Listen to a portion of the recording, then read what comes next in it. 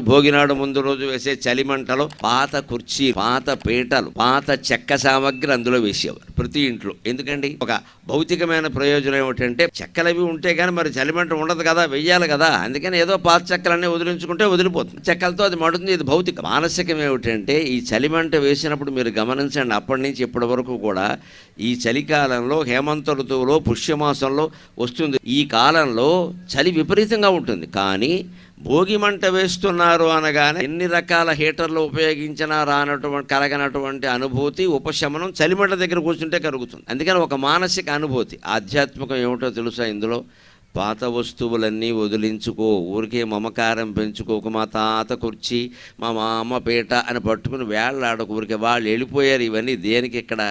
ఇందులో ఆధ్యాత్మికం ఏమిటో తెలుసా? పాత జ్ఞాపకాలు కూడా దగ్ధమైపోవాలి. అప్పుడే జీవితం బాగుంటుంది ఖచ్చితంగా. అది భోగి పండుగ సారాంశం.